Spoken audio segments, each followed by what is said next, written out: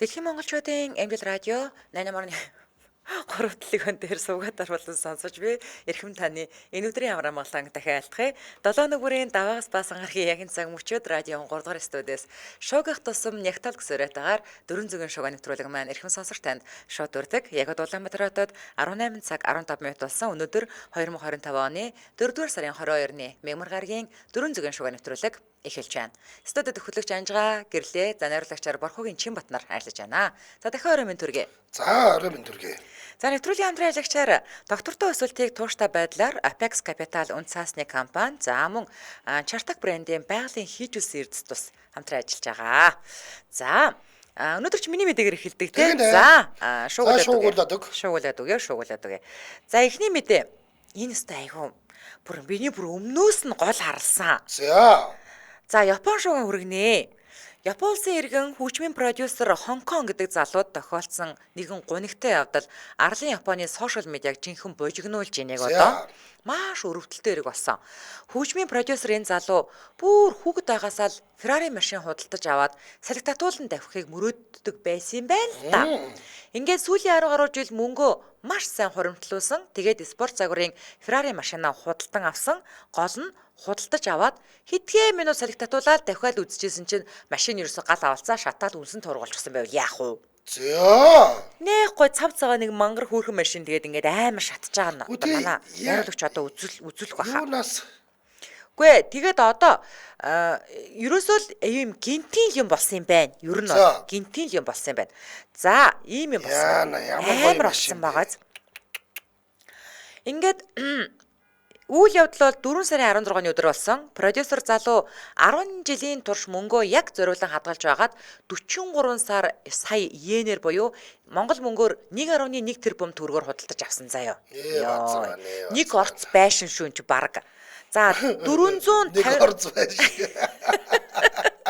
Дээрэл бараг нэг орц байшин дөө. За 458 Spider нэртэй энэ машинаа худалдан аваад Токио хотын Шуто хурдны замаар давхиж байхад нь машинаас нь гинт цагаан утаа гараад байгааг ажиглаж л дээ. Тэгэхлээр дэрэгдэн явж байгаа машинаас гарсан гэж бодсон боловч сайн ажиглалтад өөрийнх нь машинаас гарч байгаа нь тодорхой болсон. Ингээд зогсоод харсан чинь яалтчгүй утаа гарч байсандаа гал сөнөөгчдөд дуудлага өгөөл гал сөнөөгчд ирэх хүртэл 20 минутын турш 10 гаруй жил мөнгөө цуглуулж авсан машин нь шатаж үнсэн тург болохыг өнөө залуу маань харж зогсжээ. Залуу X дээр буюу одоо хуучнаар Twitter дээр авсан машина хэдхэн минутын дотор шатаж байгааг хардаг хувь тавилан ганцхан надад л тохиосон бах 43 сая йенээр авчгаад надад энэ зураг л үлдлээ гэж зургийг оруулсан. За одоо зургийг даатгал маатгалгүй юм болов. Бага бэлгүүдээ ирэх биш. Арайч 1.1 тэрбум төгрөгөөр авчгаад даатгалтай байх. За Токиогийн цагдаагийн газар хэргийг шалгаж байгаа. За машины моторт доголдол гарсан гэсэн таамаг бол ихний байдлаар яригдж байна. За Чокораби гэдэг хамтлагийн продюсер залуугийн хувьд машин шатсан ч өөрөө 9 минут байгаад бол баяртай байна гэж ярьсан байлээ. Тийш үү те. За сэтгэлдлүүд нь даатгалаар төлөгдөх байлгүй дээ. Тэрнээсээ 43 сая йенийг шууд галд шатаачгүй байлгүй дээ гэсэн байна. Гэмтэлтэй машин л худалдаад авчихсан байх. Тэрнээс биш аваад хэдхэн минут бололгүй зүгээр байж байгаад шатна гэж юу ахав дээ. Зүгээр од болж олонний анхаарлыг татах гэж машинаа шатаасан бол яах вэ? Одоо ч хүмүүс ханалтын төлөө юу л бол юу хийх юм даа. Гэтэ энэ залуу бол тгээгүй ах уу? Тгээгүй ах. Энэ залуу чинь гал гаргадаг өнөрмөгийн хамаатан байвал яах вэ? Гэхдээ зүгээр нэг ийм яриа нөгөө нэг би зүгээр ингээд хүнээс сонсч байсан шүү. Одоо үнэн бодлоог нь би мэдэхгүй. Одоо ингээд дээхэн одоо дөнгөж анх Японоос машин оруулж ирдэг байсан үе ахгүй юу? За тэгэнгүүт одоо ингээд нэг ийм бараан сарлууд гэж ирдэг штэ тий. Тийм энэ бол прүс хорин шатчих штэ. Энэ бол прүс хорин шатчихлаа юм л да. За машин байна гэх. За тэгсэн чинь одоо нэг ийм тохиолдол болдог гинэ. Одоо би жишээлбэл ингээд машинаа солимоор байгаа байхгүй юу? За тэгэнгүүтээ та нэг тийм одоо бараан сарлууд гэхэлэр та ойлгож байгаа сте. Ямар хүмүүс гэдэг юм. Яг нэг энэ Банглагийн нөхдүүдийн тийм нэг мафийн багийнууд шүү дээ. Яг үнэ. За тийм бараан сарлуудад тийм төрлийн хүмүүст би одоо ингээд хилчин заяа. За би машина тэр зогсоол дээр тавиад тэгээ би одоо Нью-Йорк нислээ шүү гэд. За тэгэнгүүт та хэд миний машиныг тууд юм байгаа сте.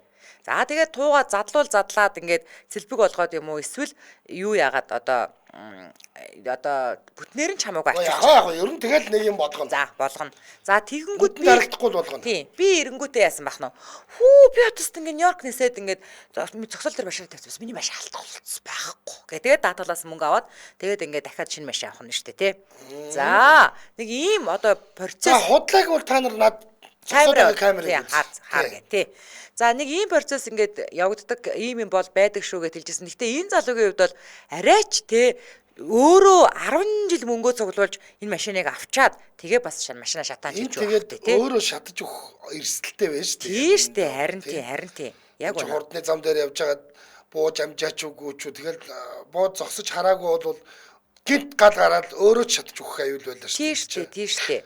За таны мэдээ сонсъё. За миний эхний мэдээ панаалтаа л мэдээ юм да. За яг гэхдээ манай 400-ийн шогээр панаалтаа юу хамаагүй ярьдэн шүү дээ. Хятад шууган. За хятад нэгэн хурмаа хийх гэж байгаа зараа нэлээд өвөрмөц байдлаар цацаад за өнөөх урилга заллах дээрх зураг хөргөн сошиал дээр шеэрлэгдээд за хормын цуцлагтаад бүр балай болсон. Хүмүүс хуваагдаж нөгөөдгий чинь тэр нөгөө урилганы талаар шүүгээд хоёр тал болоод бөө юм болж байгаа. Юу энэ хоёр их нэртэй юм уу? За одоо яриад үгүй. За. Ингэсэн. За. 4 сарын 19 буюу ерөөсөө өнөөдрөөс 3 хоногийн өмнө Гуйжао гэж мужийн Бижээ гэдэг хотод Вүү гэдэг залуу хоёр эмэгтэйтэй зэрэг гэрлэхээр болсон тухай зараа тараажээ. Бүр сайхан урмын урилга нэрштэй нөгөө хоёр хүүхний хажуудаа зогсоочжээ. Бас ядчээтэл тэгээд 4 сарын 19-ны тим газар болно гэдэг. Яг летер. Хоёр сууд бүсгүйгээс гадна залууч хормын хувцас хунраа өмсөөд гойсон зураг хөргөө албан ёсоор ахуулсан. Онлайн тавьсан хормын урилга бол өвсөнд тавьсан гал шиг л тарсан. За. Нөхдөө ийм боломж болж байна. Энэ ирчүүд холонд хараасан та. Хүмүүсийн хувьд олон ихнэр нөхөр авахыг хуулиар зөвшөөрдөггүй хятадд ямар ч айдас үзэхгүйгээр ийм зар тараасан нөхрийн талаарх мэдээллийг сонирхон хайж эхэлсэн. За. За тэгсэн чи яасан гэсэн интернет хэрэглэгчид ч маш хурдан мэдээлэл цуглуулж зураг дээрх хоёр бүсгүй нэг нь өмнөх ихнэр нь нөгөөх нь одоогийн сүйд бүсгүй гэдгийг олж мэджээ. За. За анхны ихнэр нь нөхөртэй хайртай учраас дахин гэрлэх гэж байгааг нь сонсоод хормонд сүйд бүсгүйн хуваар оролцох хүсэлтэй байгаагаа л хэлсэн юм байна. Одоо нөгөө нэг сүйд бүсгүйн нөгөө нэг юу явагдвүлээ найзууд ингээд нэг тусдаа байдаг штэ тий. Тим хүн үү? За тэд нар чинь бол гэрчлэгч нар штэ. Үгүй. Би ойлгохдоо ингэж ойлгох. За.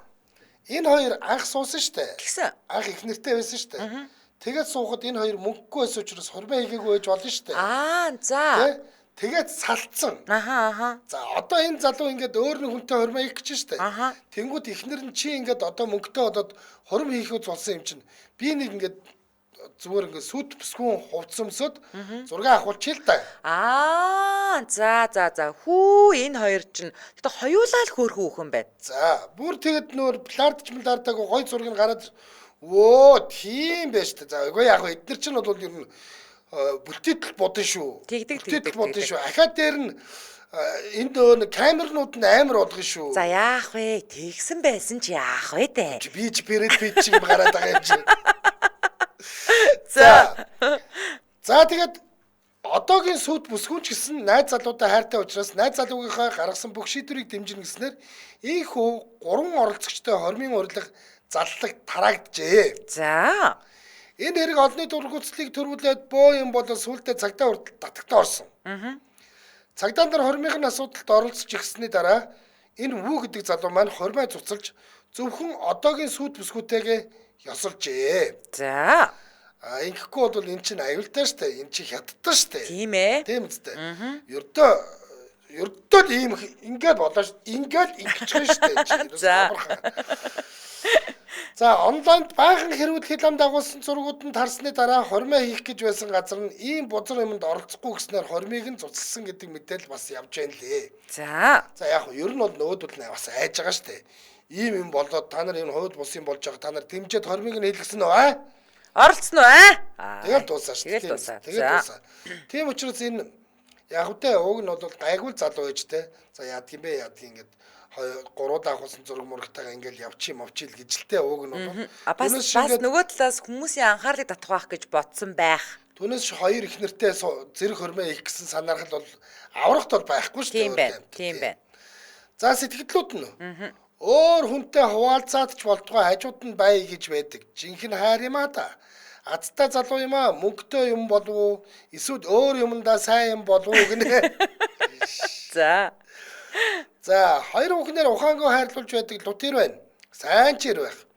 Ийм ирчүүд Бандан Бадраг. Ирчүүд биднийхээ нэрийг өндөр төргөж байна шүү дээ гинэ. За.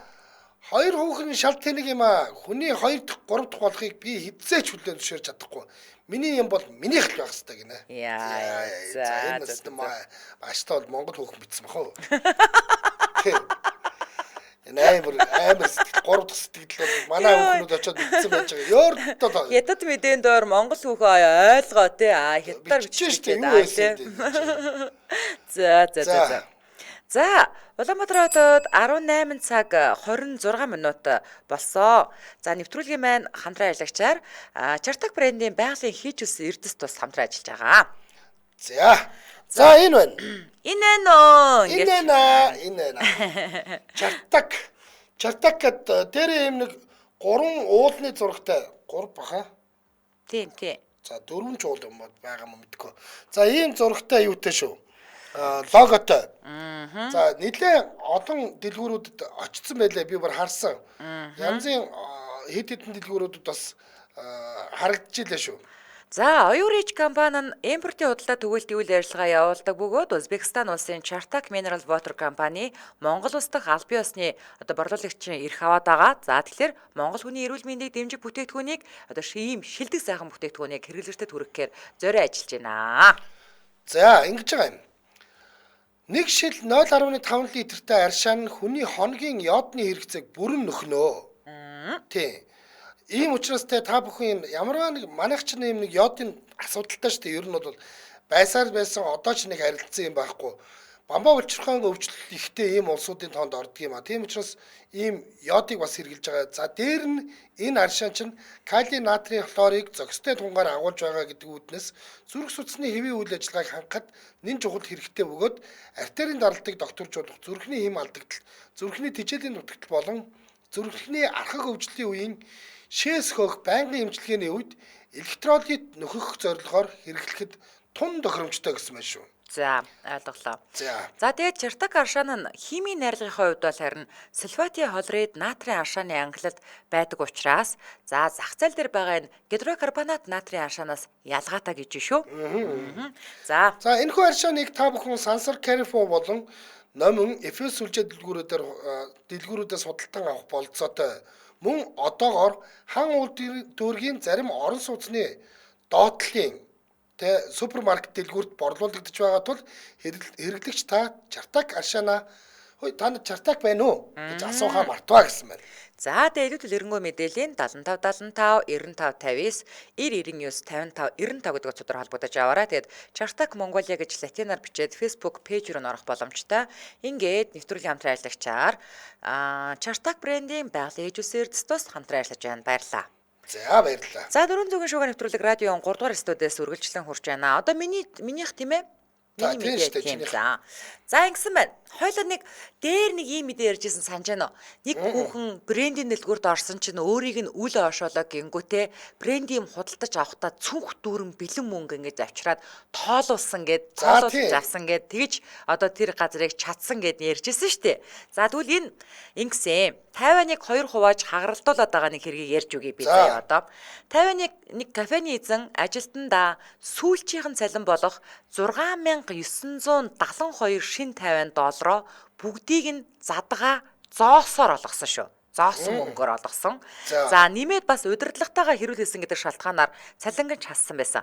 За, мэдээ цалингаа задгаа зоосоор авсан ажилтан энэ хэргийг сошиал медиа дээр дэлгэснээр олонний анхаарлын төвд орсон. Гол нь энэ газрын эзэн нь ажилтнаа сургамж болгох үүднээс цалингийн дан задгаа зоосоор олгож залхаан цээрлүүлсэн гэсэн маа. За, цалингаас нь 20 шин $50 дутуу байгааг тоолж мэдсэн мөсгөө. Одоо нөгөө хүүхэн чинь бүх задгаа мөнгөө тоолсон. 6972 шин тайванд бүгдийг ингээд тоолсон. За захиралтайгаа хил ам хийсэн чинь захирал нь өмнө нь хил ам хэрүүл уруул хийж байсных нь буруу гэж цалингаас нь бага хэмжээний мөнгө суудгасан гэдгийг хэлсэн. За энэ ажилд нь бас болж өгдгүүл охин л юм байна л та. 19 настай бүсгүй ердөө ажилд ороод 1 сар ажилласныхаа дараа цалингийн зээл аваад заяо. За бүтэн зээлж авсан хэрнээ ажилласаа хоцордог. Нэмээд одоо өөрөөр хэлэх юм бол цалингаа одоо ингээд урьдчилж авсан гэсэн үг шүү дээ. Тэгээд нэмээд 3 өдөр сураггүй алга болж тасалсан гэх мэтчлээ. Ер нь нэг тийм бүтгэл нөхөр юм байл та. Тэгээд ажилтан бүсгүйг уучлалт гуйвал зоосыг нь цаасан мөнгө болгож өгнө гэсэн боловч бүсгүй уучлалт гуйхаас татгалсан. За ийм хэрэг явдал болоо 50-ны сошиал медиаг 2 хуваагаад байна. Сэтгэлдлүүд нь энэ эзэн нь эрүүл хүн мөн үү? Ямар хатуу дэглэмийн дор амьдрч байгаа хүн биш дээ. Арайч хүнийг бас ингэж авчиж болохгүй. Олгох ёстой цалинг нь ном ёсоор нь л олгоод халалтаа. Чадахгүй бол болж үз гэсэн байна. Эзэн нь зүгээр уйддаг бах өө. Тэгээ зоос задгааш тоолоо цалингийн тавьж байгаа. Тэрнээс биш ямар ч эрүүл ухаантай хүн ийм юм хийхгүй гэсэн байна. Үнэхээр хэцүү ажилтнууд байдгаа. Энэ хүн магадгүй залхаан цэрлүүлсэн байж болно. Гэхдээ зоосон мөнгө чинь мөнгө биш юм уу? Гүйлгээнд байгаа мөнгөөр цалингаа тавьсан л ёшт. Хууль зөрчсөн юм бол алга. Та нар яагаад сүржигнээд байгаа гэсэн байна. За одоо над дээр чинь би бол үнэндээ хэлэх юм алга зүгээр нэрнгээсээ нэг ажилтан намайг ингээ өдөөд байвал би бас задгаа мөнгөөр цалингийн тавьж чадах л хүн шүү тийм. Тэгж бол чадна. Гэхдээ тэр нэг өөрт нь ч гэсэн лайтай юм ярин тийм үстэй. Тэрийг тэгээ тоолоо сууж яадаг уу? Талдаа тийм үстэй. За чи яваад нэг задгаа мөнгө авчираад энэ цалингийн тавиадаг. 50 дутуу шүү. Тоолоо дуусглаар $50 хэрүүл юм. Тэгэхээр ингээ хэлчихээрэй. Лай тий. За одоо миний ярих гэж байгаа энэ мэдээ бол нэрэ би ч өөртөө ч одоо итгэхгүй байна оо яг үндэ. Энэ үнэн ч юм уу удлаач юм уу. Гэтэл одоо зураг хөрөгтэйгээр яалтч байхгүй Daily Mail дээр гарцсан байгаа учраас энэ үнэн л болж таарах гэдэг юм л да. За сүүлийн үед бид нар янз бүрийн бэлгийн чиг хандлага баримжаа байдгийг бол мэддэг болсон. Зөвхөн mail, female гэдэг одоо ингээд хоёр хүүсэнд хуваагдгаа бид нар болсон. Одоо зарим бүр нэг газрууд тоолж барахын ч эцгүй болсон юм лээ. Нэг газар ажилд орох гээд өргөдлөх гэсэн чинь 16 сонголт гарч ирсэн гэсэн. Харин тийм байна. За тэгвэл цаан чинь Америкт бас нэг хүүсийн чиг баримжаа гарч ирж гинэ. Шоо шинэ үү? За. Тэр нь AutoSex гэдэг нэртэй гинэ. За ийм бэлгийн чиг баримжаатай нөхрийн Daily Mail төгсөн ярилцлагын шеэрлэгдээд элдв дээдийн зураг хөргийг нь интернет хэрэглэгчид шоглож цацаад сүйд болж байгаа. За 45 настай Крис гэдэг энэ залуу Калифорни мужид амьдардаг йогийн дасгалжуулагч багш хийдэг ийм хүн юм байна. За би залууг бол харлаа. Би бас хараад сууж байна. Нэг актер тийм гялаж гэлтаагаад байгаа юм бол ерөөсөө алга. Зүгээр. Бидэрт ийм юм байсан уу байсан. Юу гэхээр эртний грекийн домогт бол нарцисс гэдэг нэг нөхөр байсан. Нарцисс гэдэг нөхөр бол өөртөө дурлцгаад тэгээ усанд харж байгаа тэр ус руугаа орох гэж байгаа живэд өгсөн ч үлээ нэг тийм нөхөр байдаг. Тэр хүнээс болоод нарцисс гэдэг үг гарсан юм байна тийм нарцисс гэдэг чинь нэг амиа хуваа бодсон те зөвхөн өөрөөгөө хайрладаг те өөрөөсөө хэнийг ч боддог. Хэнийг ч хайрладаггүй тэр нөхдүүдийг нарцисс гэд нэрлэдэг нь бол энэ тэр нарцисс гэдэг домгийн нөхөртэй холбоотой байхгүй юу? За. Тэнгүүд одоо яг нь нарцисс гэдэг нэг юм амьдралын чиг баримжаатай нөхдүүдийг нэг хэлдэг юм биэлдэ ингээд өөрийгөө ингээд ертөнцийн төв гэж бодож идэг те өөрөөс нь ухаантай хүн гарч ирвэл яаж хийж байгаад унгаах гэж оролддог тийм нөхдүүдийг хэлдэг. За гол нь AutoSex гэдэг нь ямар утгатай вэ гэхээр бэлгийн дурх хүсэл хайр сэтгэлийн хувьд зөвхөн өөртөө татагддаг хүмүүсийг хэлдэг гинэ. Энэ тэгээ түрүүнээс хойш бүх зургууд нь ийм зураг байгаадсан баггүй юу? Чаа өөртөө дурлцсан шаар юм уу? Тэгээ ингэ тийм байна. Наад бол чи ингэдэг гинэ. Толинд өөрийгөө хараад кем сайхан амт шүү гэдэг гинэ. За ийм дурладаг нөхдүүд юм байна л да. Тэгээ би харин ямар нөхөр одоо өөрөө тэгдэм бол гээд ороод зургийг харсан чи бас тийм акторч ингээд дурлаад байгааргүй те. Гэтэ энэ манайхаа нэг би хамгийн хөргөн сэтгэл татан бүсгүй гэдгээс шал өөр шүү. Тэр чинь бол өөртөө гой урам зориг өгж байгаа шүү дээ тий. Тэгээ одоо яах вэ тэгэл юу вэ миний нүдээр хараасаа гэдэг үү. Тэгэл харуул бас тэгэл сайхан лавтай байж идэг байлгүй. Йоо, надад бол тэгж санагдаагүй. За Энэ Крис гэдэг залуугийн хувьд бүр 12 настай байхаас л өөртөө татагдж, өөртөө дурлаж байгаагаа ажигласан гинэ. за Үеийн огт нь шал тэнэгс харагдахаас гадна өөрийгөө толинд хараад зүрхэн тогтолдог байсан гэж байна. шал өвчтэй юм бэ яасан. Өсвөр наснаас л өөртөөгөө үерхэж хамтран амьдрал, хайр дурлалын харилцаанд тогтмол орж байсан энэ залуу одоо зөвхөн өөртөөгөө тогтоосон нандин харилцаанд жохом үнэнч байдаг гинэ. Хүшээ энэ ч одоо ганцаардаж мантаардахгүй амар юм биш юм шүү дээ. Нэг бодлоо. Тийм тэгээд хуурн гэж байхгүй тийм хуурахгүй хөөч чи яаж вэ? Нэрээ яаж вэ? Өөрийгөө хоолно дээ. Өөргөө сонирхоод байдаг гэж үгээд. Тэгж галзуурах юм байна л да. За. Тэгээд өөрийгөө бодохоор сэтгэл нь хөдлөөд толинд харахаар байж сууж ядаад зүгээр л 50 баймаар санагдсан үедээ өөр хүмүүсийг боддог гинэ. Яа. За. Анжелина Жолиг молиг боддог те. Яа жоохон 50 байяа. Баян өөрийгөө бодно гэж яах вэ? Хаяа ч гэсэн өөр хүн бодъё. Ники Минажиг бодъё хой. Гол нь хүмүүст харилцааныхаа тухай ярихаараа бид гэдэг биеийн төлөөний үгийг ашиглаж ярьдаг гинэ. Йоо. Өөрийгөө ингээд хос гэж боддог. Тэ өөрийгөө ингээд хос гэж боддог. Couples гэж боддог. Бид их хаз жаргалтай байгаа. Би за. Ямар ч гэсэн автосексуал буюу өөртөө хайртай хүмүүсийн тоо сүүлийн үед их нэмэгдэж байгаа нь амьд харилцаа алсарж хүмүүс техник технологиос болж ганцаараа шахуу байдаг болсонтой холбоотой гэж тайлбарласан байлээ. Энэ бол үнэн бахоо. Энэ бол би энэ дээр бол тэ нэрнгээс энэ нөлөөлж байгаа байх гэж бодож байна. Магадгүй. Тий. Жохон шизофрен байхад л өөртөө дурлахаар болчиход байна шүү дээ. Хүмүүст итгэж найдахаа болоод ингээд уншсан юм болгоно бараан, юм болгоно хар, ийшээж харан дээрэм, тийшээж харсан аллах, ийшээж харсан тоонууд боли өөртөө дурлаа гэвчий гэж бодохоор болчиход байна. За. Тий. За сэтгэлдлүүд нь энэ залуугийн зургийг харахаар л би харж байгаад байх юм. Амьд явхад их юм үзэх юм аа. Онцгийн үзэмжгүй хэрнээ өөртөө дурлсан залууг үзлээ штэ. Йоо. За. Ойлгохгүй юм аа. Өөртөө дурлна, өөртөөгөө харилцаанд орно гэж юу гэж байгаа юм. Зүгээр хүүхнүүд тоохгүй байх нь галзуурчихсан юм биш үү? Одоо янз бүрийн хандлага зохиотгоо болмоор байна гинэ. Йоо. За, өөртөө буюу эрэгтэй хүнд татагддаг гэхээр ижил хүйстэн автосексуал байх нэ клубтад давтаа морил бид олуулаа шүү гэнэ. Йоо, ялаас. Өөрн дуудагчлж байж байгаа шиг. За, одоо ингээд яг энэ чи йог заадаг хүн шүү дээ тийм үү? Йогчд ч бас юм уян хатан байдгүйгүй юу?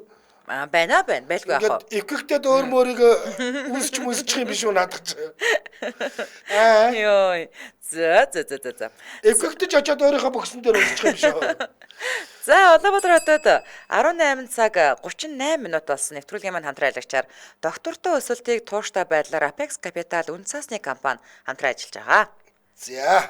За, хөрөнгө оруулалтын хамгийн эрсдэл багтаа түгээмэл хэрэгслийн нэг бондны тухай бид нар ер нь бол танилцуулаад байгаа шүү дээ, тий. За, энгийнээр тайлбарлах юм бол хөрөнгө оруулагчид компани бондод хөрөнгө оруулж байгаа нь бонд гаргаж буй компанид мөнгө зээлж байгаа л гэсэн үг байхгүй юу? За, үүний хариуд тухайн компани зүгээс хөрөнгө оруулагчдад үндсэн мөнгө болон хүүг эргэн төлөлтийн хуваарийн дагуу төлдөг. За, тэгэхээр яасан бахна дотоодын үйлдвэр үйлчилгээ бүтээн байгуулалт хийж байгаа компаниуд хөрөнгө оруулалт хийснээр хүүгийн өгөөж авахаас гадна өөрийн хөрөнгө оруулалтын үр дүнгээ тухайн компани бүтээн байгуулалтаас одоо боддоор харах боломжтой байна, тийм ээ. За, дээрэс нь таны оруулсан мөнгө хөрөнгө оруулалт нь одоо тухайн компани төдийгүй манай орныас эдийн засаг бидний өдөр тутмын хэрэглээг илүү чанартай болгож байдаг гэхээр та ер нь алсуура их том зүйлд хөрөнгө оруулалтын үедээ тэрнийхээ хүүг бас давхар аваад сууж яана л гэсэн үг шүү дээ. Яг тэгж гэсэн үг. За ер нь бол бондын дундаж хүүнийг 18-аас 19% байдаг гэдэг чинь бол өгөөж маш өндөртэй гэж ойлгож болно. Жишээлбэл банкны хадгаламжийг ингээд бид нар хугацаанаас нь өмнө цуцалчих юм бол бүр юучгүй болдог. Нэг бол маш бага хүүгээр бодож өгдөг. Харин та бондтой бол та дууслаа яг тухайн хөрөнгө оруулалт чинь бондод байсан бүх хугацааныхаа одоо хүүг бол бүтнээр нь авдаг ийм онцлогтой. Ийм байгаа юм.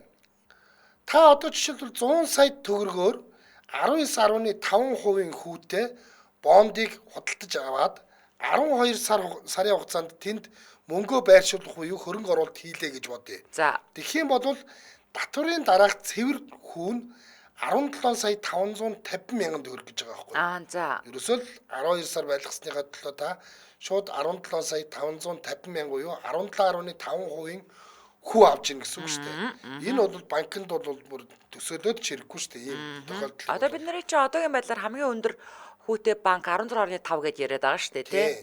Тэгэд ийм байлаа. Хамгийн гоё нь шүү дээ. Зүгээр би саяхан нэг ийм бас нэг хөрөнгөөр бол их буруу хийсэн юм байлаа. Энэ бондыг авцсан байсан болвол тэр тэргүй ханш тэнд ингээд юу яачих нь хамгаалагдчих нь дээр нь зүгээр миний дуртай үедээ за би маргааш Япон явах гэдэг шиг байна мөнгө авъя гэх юм бол шууд дуусгаал хүүгийг бодоод маа гэж өгч. Ямар ч зовлон байхгүй байгаа. Зөв. За тэгээд та Apex-ийн албан ёсны сайтаар орж захин маяга бүртгүүлээд дотоодын болон гадаад хүрэнгийн зах зээлтэй холбоотой мэдээлэл яг 7 хоног тутам авах боломжтойгоос гадна Apex Rider апа датаад үнцаасны данс нээж хөрөнгийн зах зээлийн үйлчлэгээ гар утсаараас хэлбэршүүлээ аваарай. Утас нь 75.75 TikTok 75.75 TikTok. За ингээд нэвтрүүлгийн хамтран аялагчаар доктортой өсөлтийг тууштай байдлаар гэх сураатаагаар Apex Capital үнцаасны компани хамтран аялаж байна. Баярлалаа. За одоо миний мэдээ тийм үү? За 400 шуганы нэвтрүүлэг радиогийн 3 дугаар студиэс шуугих тусам нягтлах сураатаар өргөлжлөө урж байна. За энэ ингэсэн бас л Японд бас хэргийг хүрэх гэж байна. Японы нэгэн иргэний зорчигч тээврийн компани ажилтан жолооч 29 жил үр бүтээлтэй доктортой нэр төртэй ажиллажээ. Гэхдээ яасан ч юм автобусаар зорчигчдын төлсөн мөнгнөөс 1000 йен буюу Монгол мөнгөөр 25 мянган төгрөг хулгайлж аваад баригдсан. За өндөр ёс зүгээрээ алдартай Япон улсад мөнгөний их багыг үл харгалзан хулгай хийсэнд бол хулгай хийсэн гэж тооцоод 12 йентэй тэнцэх хэмжээний тэтгэврийнх нь 12 мянга лахада тэтгэврийнх нь нөхөө олгорыг компаниас олгохыг бол татгалцсан. За ингээд энэ хүн Монгол мөнгөөр 300 сая төгрөг алдцсан. Одоо ингээд энэ 25 мянган төгрөгийг 300 сая төгрөгийг 25 мянган төгрөгөөр солилцсон гэсэн үг. 29 жил доктортой ажилласан жолоочийн хувьд хамт олонныхоо дундчиг тэр зорчигчдын дундч тэр одоо нэр хүндтэй ажилдаг. Одоо энэ ингээд нэг чиглэлдээ ингээ ийм 29 жил явсан хүмүүс бол бүр зорчигчд нь хүртэл таньдаг болсон байгаа шүү дээ. За гэхдээ яагаад ч юм 2022 онд автобусны мөнгөний савнаас 1000 йен хулгайлж байгаа нь камер дээр бичигдээд үлдчихжээ. Гэхдээ мэдээж энэ жолооч бол шүүхэд хандсан. За шүүхийн шийдэглийг одоо хэтэрхий хатуу гэж үтсэн ч шүүгээс шийдэглийг хэтэрхий хатуу гэж үтсэн ч 4 сарын 17 Токио хотын дээд шүүхээс анхаарчны шүүхийн шийдвэрийг хэвээр нь үлдээсэн буюу жолоочийн тэтгэврийн нөхөн олгорыг олгохгүй байхаар шийдвэрлэжээ. Яагаад гэвэл автобусны жолооч хулгай хийсэн тохиолдолд хатуу шийдэхгүй бол иргэд олон нийтийн одоо нийтийн тээврт итгэл алдагдана гэж дээд шүүх бол үүссэн байна. За Киото хотын удирдлагын зүгээс жолоочид оногдуулсан шийдэглийг дэмжиж байгаагаа мэдгдсэн. Харин насаараа ажиллаа доктортой ээж байгаад ийм шийтгэл хүлээгээд байгаа иргэний хувьд бол нилээд гомдолтой байгаагийн дээр олон нийт ч гэсэн хуваагдмал байр суурьтай байна. За сэтгэгдлүүд нь шудраг шүүжээ нэг удаагийн хулгай биш насаараа хулгай хийсэн байх. Хүн нэг л өдөр сэрээд хулгайч болдгоо маа. Хэдэн удаа хулгай хийсийн ганц бичлэг нь үлдсэн нь ийм шүү дээ гэсэн ийм үзэг байна. Удаан суусан дадлал байх ёстой зөв шүү гэсэн байна. Ганцхан удаагийн алдаан дээр ингэж хатуурхах хэрэг үнэхээр байд юм уу? 29 жил ажиллаж хаад одоо тэтгэврээ авч чадахгүй дэ хүрээд энэ хүн амьдрах хүсэлгүй болоод үхээд үгэл амийг нь хэн түлхэх юм? Хитрхи хатуурхах өнөө цагт дэмэн штэ. Ямар самуурайн эрен үе биш. Ингээд л хүмүүс амиа орлоод байдаг байх гэсэн байна. 1000 йен штэ л гээд ах юм хулгаад их баг гэж байдгүй маа. Хулгаал бол хулгай. Иймэрхүү асуудал дээр анханасаа хатуу байр суурьд баримтлахгүй бол дараагийн хулгайчд нь гарч ирдэг юм аа гэсэн байна. Би бол тэ Япончуудтай ингээд нэг тийм өөрсдийн гэсэн юу гэдгийг те амьдралын хуультай хүмүүс шүү дээ. Философитой хүмүүс шүү дээ. Одоо манайхан жишээлбэл те ингээд нэр хугарахаар яс хугар гэдэг хүмүүс шүү дээ. Тийм. Тэгвэл эдний хувьд те үнэнч байдлаа алдах нь бол өгснээс 7 дор гэдэг юм философи. Ямар сайндаа л нөгөө нэг харикрээ үлддэг тийм ч. Тэгэхээр зөвөр энэ хүн нэрнгээсээ ямарч байсан байлаа гэсэн те ингээд нэг юм тэр философи нь яагаад байхгүй байгаа энэ дээр. Гэхдээ бид нар те хүмүүсийн үнэнч байдалд итгэдэг юм ба гэдэг философи нь тэгээд яагаад адуулчихад байгаа юм те. Гэж л хараад байна л да. Тэгээд мэдгүй одоо нөгөө олон хамгийн их амиа орлоготой улсуудын нэг штэ. Энэ хөөрхий тэтгэвртэй гарч байгаа хүнийг ингээд гар дээр нь юм тавихгүй гаргачихвал энэ амиа орлохыг өстой байг гэхгүй тийм. Харин тийм. Гэтэ Гэтэ хамгийн гол нь тэгээд 1000 yen буюу 25,000 төгрөг гэдэг байгаа. Үнэхээр нэг удаа аваад ийм юм болж байгаа бол харамсалтай. Нилээдгүй нэг удаагийнх нь бичлэгэнд баригдсанаас биш байнга л ингэж авдаг байсан бол одоо тэгээд яах вэ? Тэгэл 29 жилийн дотор тэгээ энэ автобус жодотхооргүй болтлоо баяжмаар юм. Уулна уу? Тэгэж авдаг байсан болов? Тийм. За одоо яа их одоо тэрийг шүүгээд яах вэ? Одоо нэг дээд шүүхийнх нь шийдвэр гарсан Японы байна. шүүх тэртээ уучраа олсон юм байна. За одоо би өстө нэр аюултай юм нэг сонин мэдээд дуулах гэж байна. За Би энийг одоо уншаад одоо яг энэ ингээ хөдөлтөнд гарчвал би яах юм болоо? Ээдтэй мэдгүй аваад уучих байх та гэсэн бодол төрөөд болохгүй. За одоо дулаан орж байна. Бид бүхэн яадгүй гэхээр халуунд бидний хийдэг хамгийн гоё ажлуудын нэг бол сайхан хүүтэн шараа ариг залгилах шүү дээ. Ээдтэй мунж гоё штэ. Тэгсэн чинь алжаалаа тайлаад сайхан шараа ариг залгилж байгаа л дахиад нэг авъя зөөгчөө гэл тэгсэн чинь зөөгчөнтэй тэнчнээс та нөгөө хүний шээсээр хийсэн шараа аригнасаа дахиад авъя гэж юу? Гэвэл яах вэ гинэ? Ямар хэцүү. Угаасаа би ч угаасаа нэг пив уудгүй штэ. Тэгээд нөгөө хүмүүс яах вэ ингээд би анх ингээд пивийг ямар амттаа гэдгсэн чинь уурж үтсэн юм шиг морины шээс чиг гэж хэлжсэн байхгүй нэг хүн надаа. Тэгээд мэдгүй одоо дуртай хүн байна, дурггүй би бол угаасаа уур чаддгүй болохоор одоо мэдгүй. За яагаад тэгсэн чинь үнэнгээс юм уу? Маш гоё эн чин шар аригч өөрөө ингээд 110,000 сая өөр амттай байхгүй юу? Тэгээд бүгднгийн ингээд надад ингээд таалагддаг амт гэхлээр голдуу пилснер маягийн. Гэхдээ пилснерийг бодвол бас арай жоохон юм чихэрлэгдүү маягийн ч юм уу гээд ийм амтнууд таалагддаг.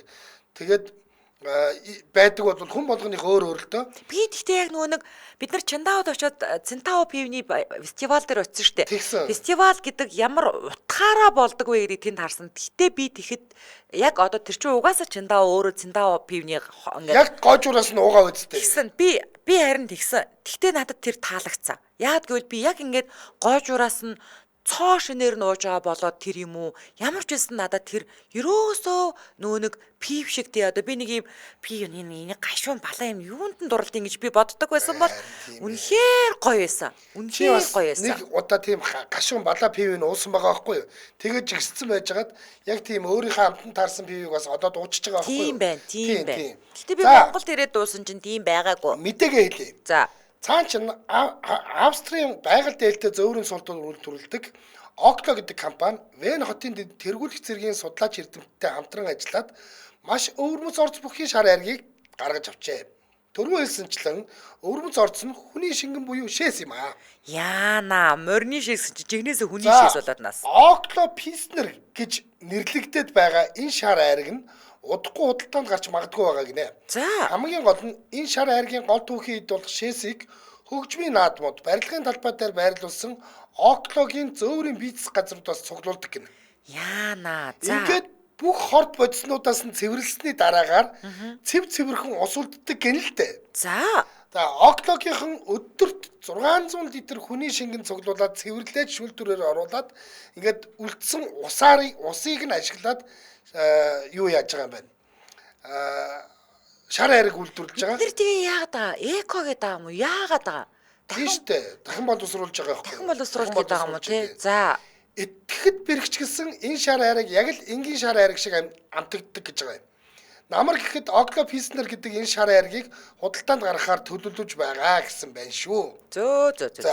Хүмүүстээ амьдралдаа элдвэл юм үзэж явж байгаа. Ялангуяа яг одоо энэ 90 цагт амьдарч байгаа бид нар бол өстой юу эсийг үзэж яах вэ тийм үстэй. Тийм ээ. Тэгээ одоо бид нар ингээд хүний шээснээс ялгаж авсан усаар хийсэн шар айрыг уухал үлдээд байсан. Одоо энэ чинь хүний шээсний саарл ус гэсэн үг.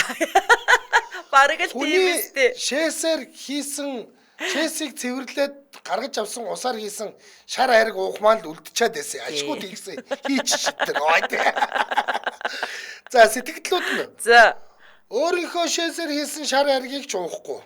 Юун тэр төмөн амтны шээсээр хийсэн шар айргийг уух вэ? Бурхан минь хамаг биеинд байдаг сэжиг хүрчлээ гинэ. За. За дээр нь шээс агуулгадав гэж томоор бичээрээ. Согтуу яаж байгаад аваад уучих вэ дээ. Яаж согтсон шээсэн пивл уухгүй юм шүү гэнэ. Энэ жараа хитэрнэ. 0 үйлдвэрлэлтэй окло. Шараа иргэний бизнесээс зайлнуу баярлалаа гэнэ. Тийштэй. Тэрийг тодоор бичээрээ. Энэ Тийштэй тий. Шээстэй шараа иргэн шүү. Чэжилж авнаа. Окло писнер яа ийм юм тааруулж авахгүй юм шүү. За ийм сүртэй мэдээгээр өнөөдрийн мэдээлэл маань өндөрлөж гинэ. За энэ хүрээд 2025 оны 4-р сарын 22-ны Мегмар гарагийн 4 цагийн шууган нэвтрүүлэг радион 3-р студиэс шуугах тусам нягтал гэсүрэтагаар шууд хүрээд өндөрлөж байна. За нэвтрүүлгийн хамтран ажиллагчаар доктортой өсөлтийг тууштай байдлаар Apex Capital үнцаасны компани за мөн Чартак брендийн байгалийн хийж үлсэн эрдэс тус хамтран ажиллаа. Баярлалаа. За баярлалаа Анжгаа. За баярлалаа. Өргөжлөл эрхэм сонсогчдаа цаг бүрийн хэнд явдаг радио мэдээг үйл авч сонссны дараа 22-ын 5 нэвтрүүлэг хашигнахын дугаарыг хүлээн авч үзэж сонсоорой. Дэлхийн монголчуудын MJS радио 88.3. Баярлалаа.